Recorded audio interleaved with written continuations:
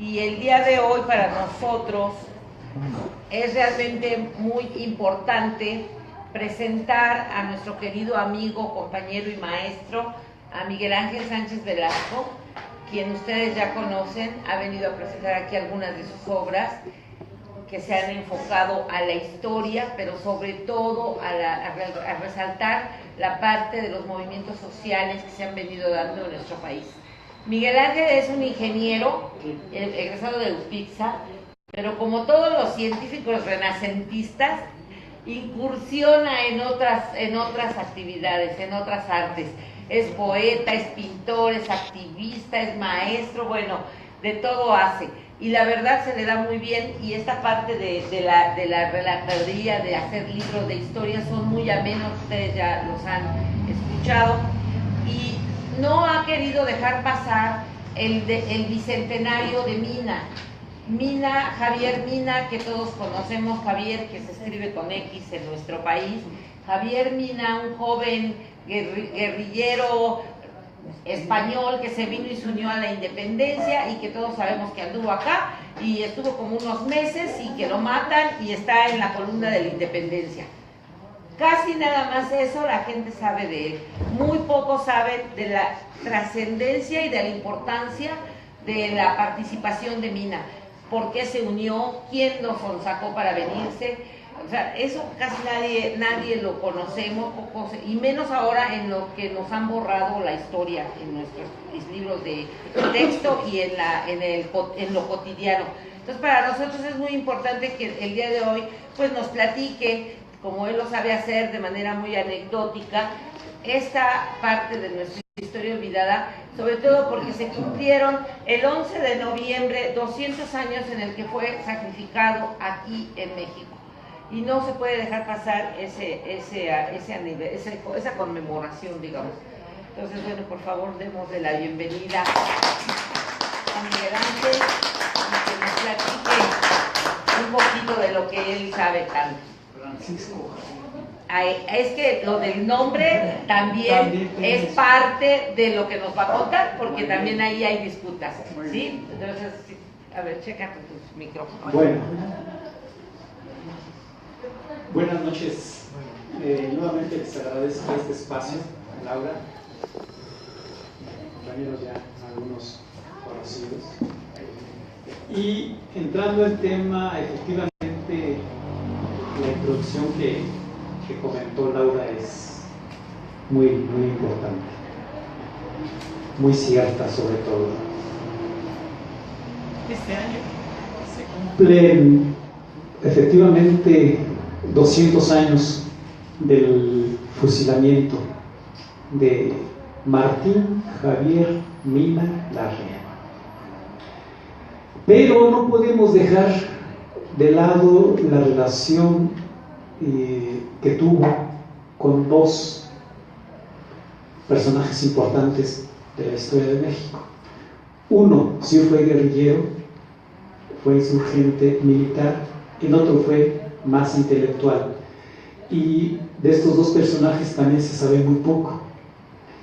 Uno de ellos es Pedro Moreno, otro personaje que también en este año, en el mes pasado, antepasado, de octubre, el 26 de octubre, también fue muerto en la misma acción en que fue capturado Javier Mina.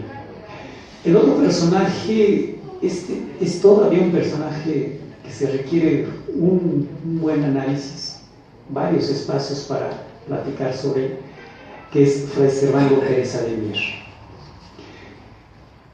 Fueron dos personajes que llegaron a estar muy cerca con Javier, y que cuando hablamos de Javier es insoslayable no poner, por lo menos, recordar a estos dos grandes hombres. A mí me hubiese gustado también dedicarle un espacio a Pedro Moreno, porque si bien de Javier se conoce poco, pues todavía de Pedro Moreno se conoce mucho menos. De Fray Servando se conoce pero más que su aportación a la historia se conoce su nombre. Un fraile dominico, exactamente, en la avenida creo que más importante creo que se conoce de él, Fray Servando Teresa de Mier. Pero ¿qué hizo? ¿Cómo se involucró en ese proceso insurgente? Es todavía un asunto muy importante. Javier es un personaje que nace en Otán, en la parte de Navarra. Y como sea, hay todavía, porque me ha tocado platicar con algunas gentes vascas, de que todavía se oponen muy firmemente a que se le considere a Javier Mina español. Cuando se habla de Javier Mina, ellos anteponen vasco. Así como ahora los catalanes, cuando les dicen, ¿eres español? No, soy vasco, soy catalán. Y efectivamente, anecdotariamente, yo quise hablar sobre Javier Mina precisamente en el Centro Vasco, que está aquí en Polanco.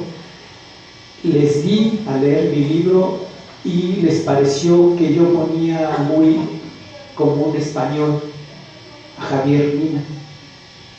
Entonces, de alguna forma, con eso se nota el grado de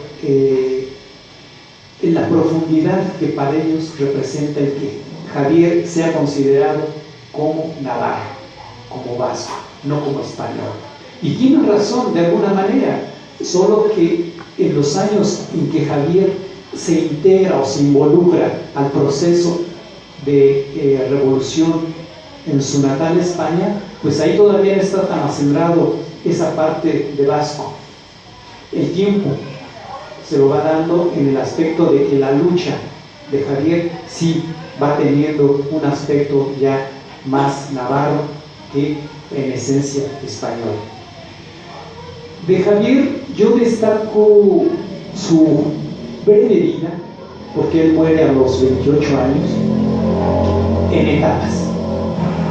La etapa inicial, que el gobierno español ha borrado completamente o en gran parte de la historia española, tiene que ver cuando Javier se involucra en el proceso de revolución de su propio país. Es decir, que en 1808 las tropas francesas al mando de Napoleón invaden España, con el pretexto de que el paso es exclusivamente para llegar a Portugal, que ese era el punto que ellos manejaban como fin. Pero en este punto también hay que destacar el papel que juegan el rey Carlos IV y su hijo Fernando VII. Carlos IV tenía preferencia por uno de sus cercanos y se especulaba que quería dejarlo en el trono en lugar de su hijo. Fernando se entera de esto y decide, y aquí es donde ya empieza un poco todo este drama, acercarse a las tropas o al gobierno francés y tratar de buscar el apoyo para que se derroque al rey Carlos IV y entonces ocupar Fernando VII el reinado. Esa era la versión que ya se sabía, que se especulaba en España, y esto es algo que de alguna manera viene a dar al traste con la invasión, con la caída de los reyes y la invasión francesa a territorio español. Ante esa disyuntiva de ver invadido el territorio español por tropas francesas, hay gente que naturalmente por llegar a acuerdos con el gobierno francés pues no hace nada, deja que las cosas transcurran con la intención de que más adelante se restablezca la paz, digámoslo así, y entre el gobierno francés a tomar el poder o hacerse cargo del reinado de España. Pero las cosas no le van a salir así ni a Fernando VII ni a Carlos IV. porque una vez que se ven ya en territorio español, pues de ahí ya no se van a salir, y la intención de Bonaparte era poner a su hermano, que así fue, lo deja. Una vez que abdica Carlos IV y que Fernando VII no hace nada por oponerse a esa decisión, pues en automático Bonaparte pone a su hermano José y se queda. Surge la figura de Javier en su época de estudiante, naturalmente. Él, sus primeros años de estudios los cursa naturalmente en su natal Lotano, un pueblo que aún no ofrece muchas expectativas de estudio, y que más adelante el padre de Javier lo envía a que siga sus estudios en Pamplona. Está un tiempo en Pamplona y de ahí se traslada a estudiar a Zaragoza. Estando en Zaragoza se entera de que las tropas francesas ya están en suelo navarro, por la parte norte de España. Ya entraron y están acantonadas allá algunas fuerzas. Javier decide regresar a Pamplona, que es donde tiene algunos tíos, se informa bien de cómo está la situación y se integra a un grupo que en un principio la etapa formativa de Javier tiene que ver con estar cerca de Carlos de Aízaga, que era un militar importante de aquellos años. Javier se integra casualmente con este personaje, y las primeras funciones que tiene Javier en este momento son únicamente como de mensajero, de espía. No se involucra en el aspecto militar. Esto lo va a hacer más adelante. Está un tiempo, las cosas para España son complicadas porque el gobierno francés, en ese entonces el ejército número 1 del mundo, pues en algunas partes arrasa lo que es la parte española, sobre todo la parte del norte, que son las que más resienten esas batallas, Zaragoza sobre todo.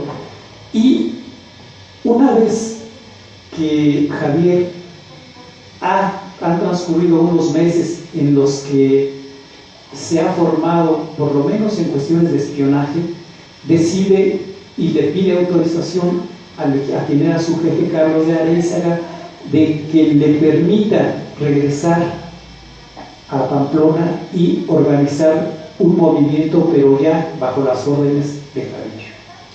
Javier regresa efectivamente a Pamplona y lo hace también a su pueblo para enterarse de que efectivamente hay gente rebelde que está integrada en movimientos, pero también sus familiares y conocidos lo alertan de que no todas las tropas o toda la gente que está involucrada en los movimientos antifranceses son gente honesta, que hay gente, y aquí creo que esa historia siempre ha sido en todos los movimientos, hay gente que se aprovecha de ese movimiento de rebelión, ese movimiento de insurgencia español, y trata de sacar provecho de todo esto.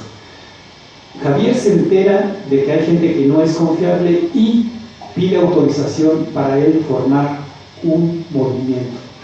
Javier entonces forma lo que serían los primeros movimientos guerrilleros. Como concepto de movimiento guerrillero, Javier se pone al frente de 12 o 13 jóvenes como él para lanzarse ahora sí a las cuestiones armadas y oponerse al gobierno, a las tropas francesas.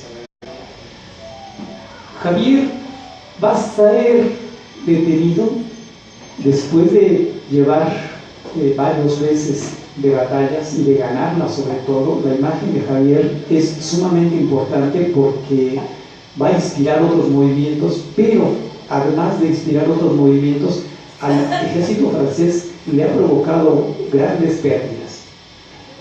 El ejército francés empieza a conocer también ya la imagen de Javier, la importancia, y sobre todo les llama la atención por la juventud de Javier. Estamos hablando que Javier se integra a los 19 años. Es un joven que no deja de sorprender su arrojo, su valentía, naturalmente.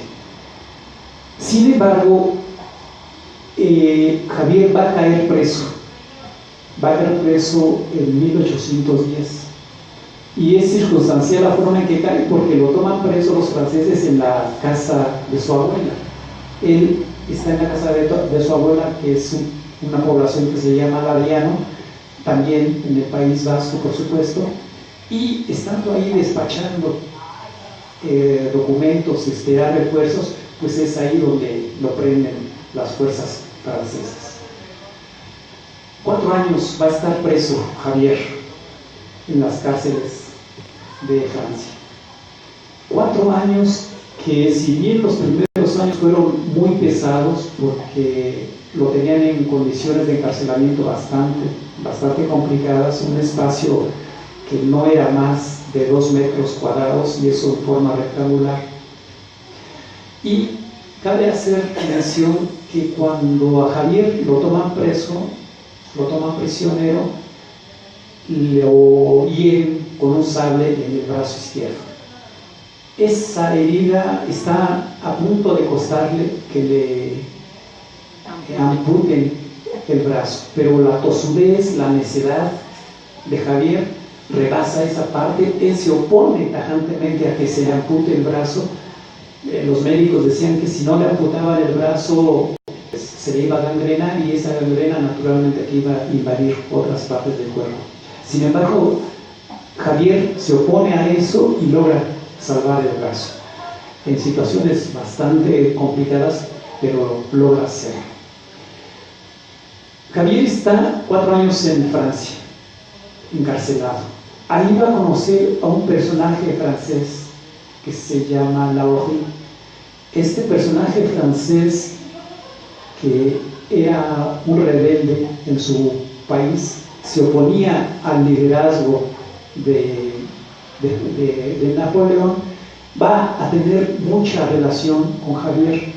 Si de alguna manera Javier ya había tenido la práctica militar, con Lahorie va a aprender y se va a abrir más su panorama en la cuestión táctica, en la cuestión militar, en la cuestión incluso de estudiar a los grandes clásicos de la literatura, donde va efectivamente a aprender muchísimo Javier. Javier, estando preso, y aquí viene la aclaración por aquello de la confusión del nombre que hasta la actualidad se arrastra y que ya se dejó como un hecho, es que cuando Javier estuvo al frente del grupo guerrillero, ella tenía mucha fama, era una gente respetada.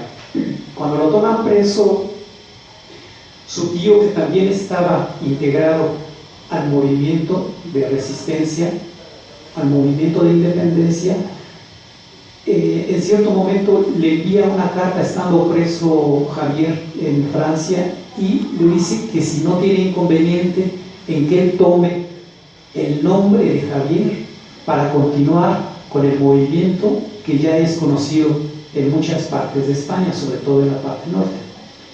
Javier, pues por supuesto que lo ve como algo positivo y hasta cierto punto como un halago. Pensar y saber que ya Javier tiene una reputación como militar y como rebelde ganada, pues eso también le llena de orgullo. Entonces su tío Francisco Espos le sugiere o le pide permiso para que entonces él pueda tomar el nombre de Javier, y las fuerzas que se encuentran dispersas se agrupen nuevamente en este nuevo grupo y puedan continuar su movimiento de resistencia. Aquí viene entonces la combinación de los nombres. Bueno, su tío, que se llama Francisco, va a tomar el nombre de Javier Mina y va a quedar como Francisco Javier Mina, que es lo que conocemos aquí. Entonces, esta confusión pues duró mucho tiempo, porque incluso para las mismas autoridades españolas, cuando se referían a un personaje, no sabían si estaban hablando del tío o del sobrino. Y ahí empezaban las dificultades, porque más adelante también resulta un tanto Sorprendente porque cuando Javier se toma ya la determinación de venirse en la expedición hacia América, su tío se entera y a su tío no le parece lo que va a hacer Javier, de tal manera que en algún momento su tío Francisco pues niega o se desmarca de su sobrino. Es un tanto anecdótico porque con el tiempo quizá esa situación va a resultar un tanto triste o apesadumbrada para Javier. Cuando sale de la cárcel, Javier lo hace cuando también las tropas francesas han perdido la guerra con los aliados, Prusia, España, Gran Bretaña. Es derrotado, como sabemos, Bonaparte en Prusia, y de ahí tiene que salir. Es en ese momento cuando Javier sale de la cárcel de Vincennes y decide regresar a España.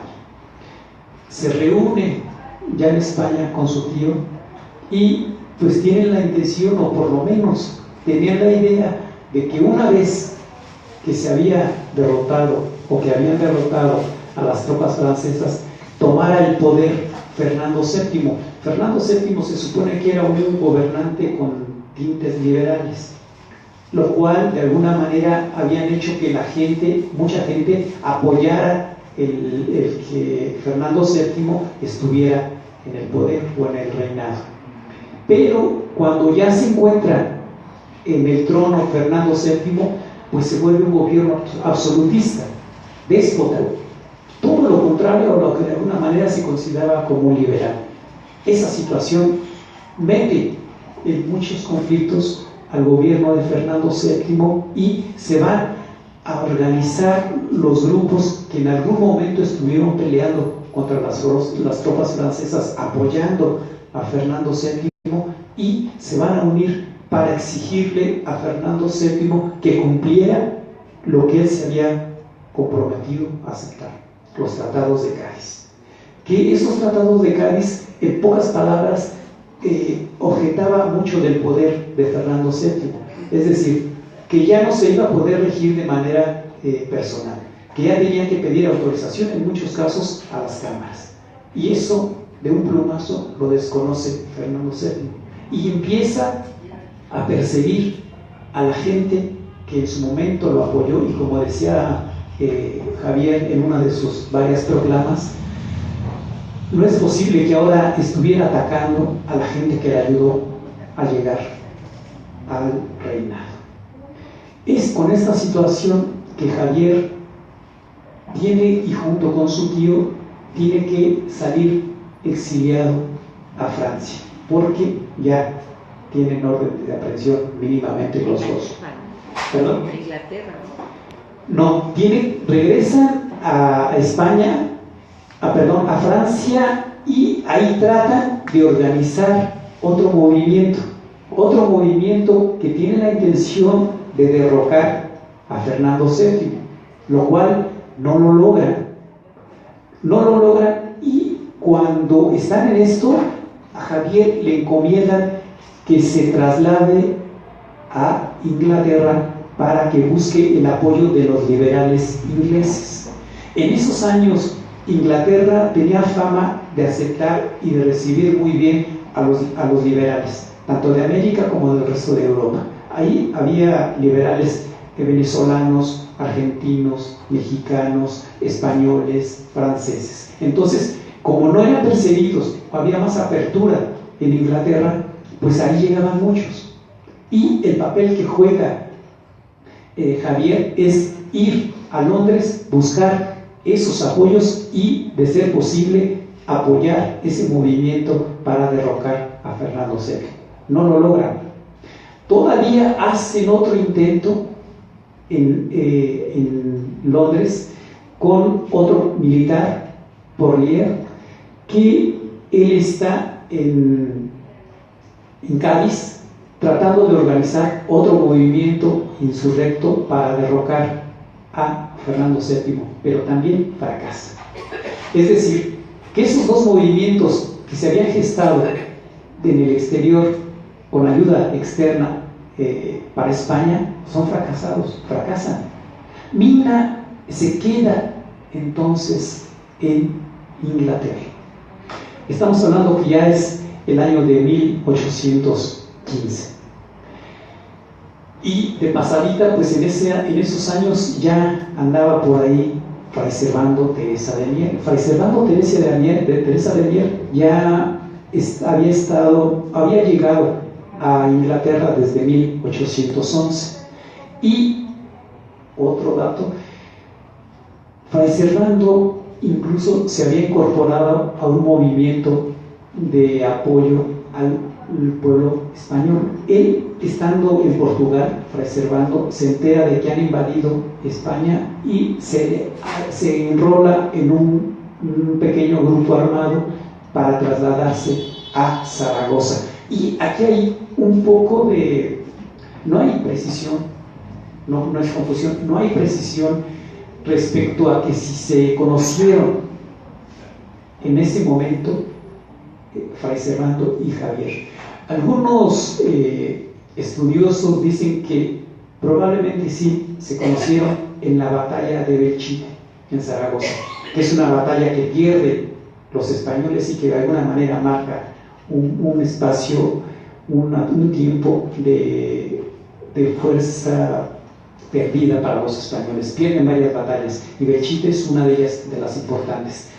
Parece ser que ahí es donde pudo haber habido algún contacto, pero no hay un documento que lo relacione. Y esto lo digo porque el mismo Fray Servando, cuando decide integrarse a la expedición de Javier en 1816, él en sus memorias, pero bueno, haciendo un paréntesis, es complicado entender el pensamiento de Fray Servando, porque era un personaje, y así lo dicen la gente de aquellos años, era un personaje complicado para entenderse.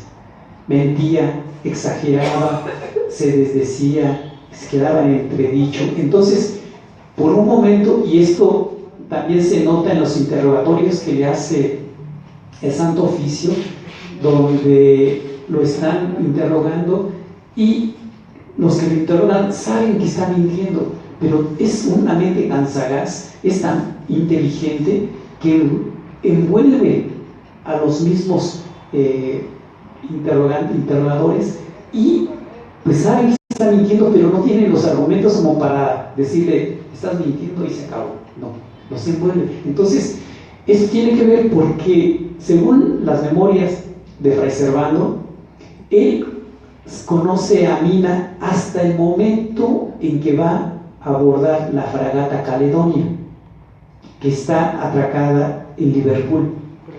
Es decir, que según Fray Servando va a conocer a Javier hasta el 15 de mayo de 1816, que es cuando se embarca a la fragata y es cuando parte hacia América, pero con una escala en Irlanda, en el puerto de Cork.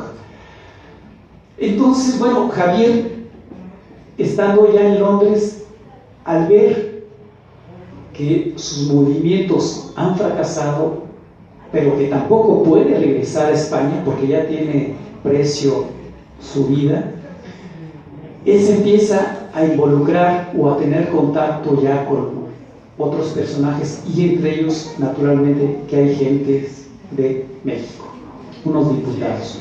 Los diputados, personajes que van a ser sumamente importantes para él, son los hermanos Faguaga, unos personajes de los más ricos de la Nueva España, y ellos habían sido diputados de América en España. Aquí sabemos que en todos los movimientos insurgentes siempre hay distintos intereses. Algunos que sí son genuinos, verdaderos, como en el caso de Javier, y otros que van más por el aspecto de intereses personales y económicos.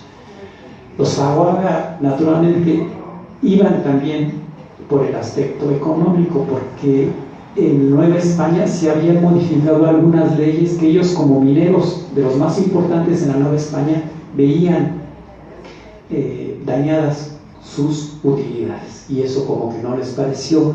Finalmente tienen el poder, tienen el dinero, y ellos se integran a financiar en gran parte el apoyo económico y también político para Javier Mina. Javier va a recibir apoyo de diversos personajes de diversas nacionalidades también, y uno de los importantes, por los contactos que va a manejar más adelante, tiene que ver con un Lord Holland. Él era un parlamentario liberal, y además de que era un parlamentario, bueno, pues también tenía contactos importantes, políticos, económicos, que le permiten relacionarse con Javier. Y aquí empieza ya a tejer esa posibilidad de exportar un movimiento. Pero Javier toma la determinación de enrolarse en una expedición de esta magnitud, porque él estudia la situación y llega a la conclusión de que si para derrocar al gobierno de Fernando VII es necesario un movimiento, ese movimiento ha fracasado en España, ha fracasado desde fuera de España. La manera en que se le puede pegar a la parte que financia todo lo que tiene que ver el reino español es pegarle desde la joya de la corona española, que es la Nueva España. Javier hace esa conclusión de que si quieren derrocar a Fernando VII, tiene que ser desde la América. Y es donde empieza a hacer sus planteamientos de que es importante entonces formar una expedición que parta, y además de que va a ser un movimiento que va a buscar la independencia de América y también el liberarse de un gobierno déspota como es Fernando VII. Esa es la primicia, esa es la razón, los argumentos que tiene Javier para enrolarse en un movimiento de esta naturaleza. Javier va a estar un año en Inglaterra. Como les dije, va a salir el 15 de mayo de 1816 desde el puerto de Liverpool, y después de una travesía de casi 45 días va a llegar a América.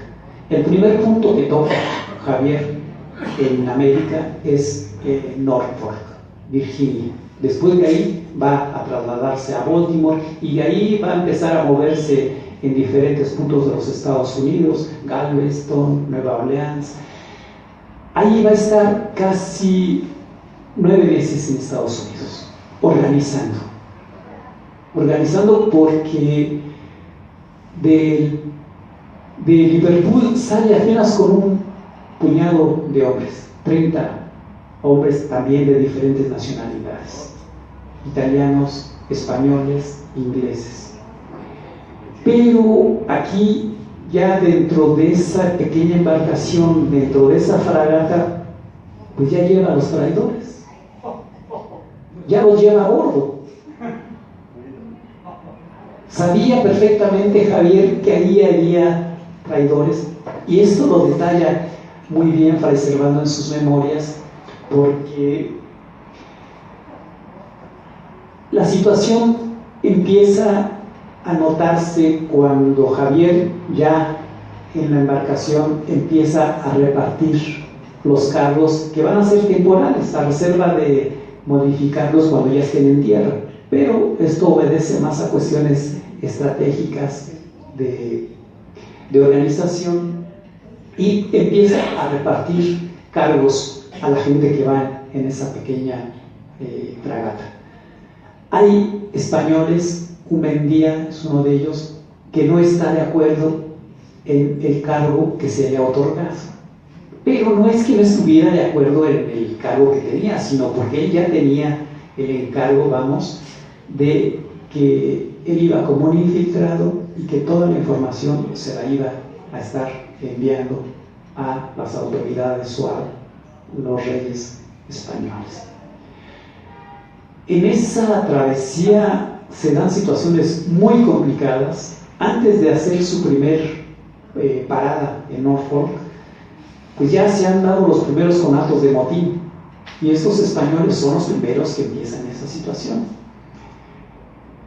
Javier está en un punto de indecisión respecto a qué hacer con estos personajes.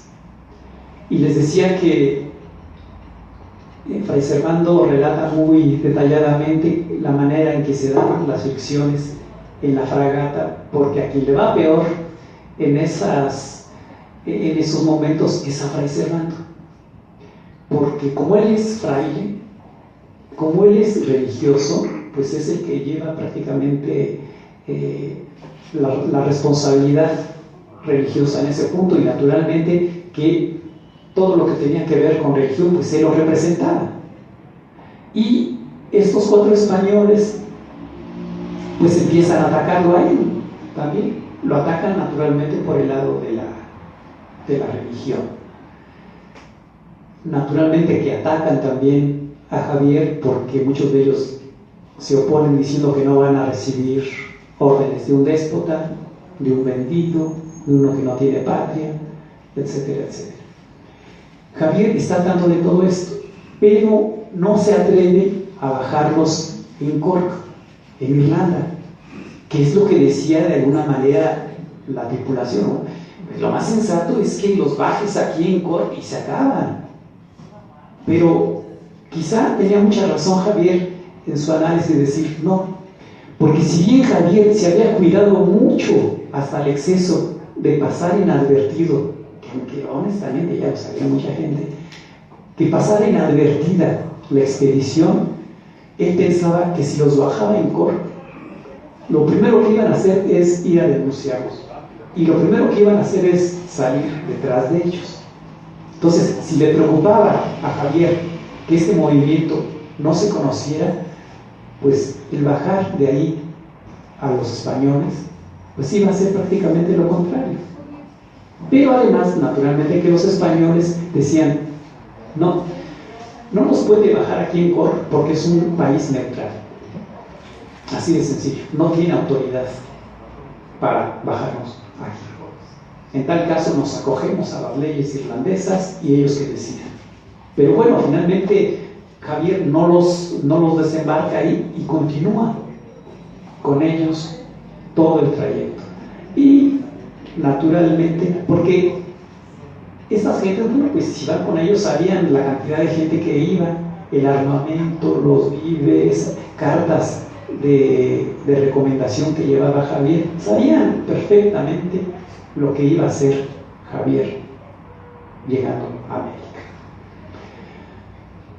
Cuando llega finalmente Javier y la expedición el 30 de junio a Estados Unidos, pues lo primero que hacen estos es correr con el embajador español en Norteamérica, Luis de Onis, y a soltarle toda la información, toda, absolutamente todo. De tal manera que cuando llega, pues ya de Javier saben perfectamente.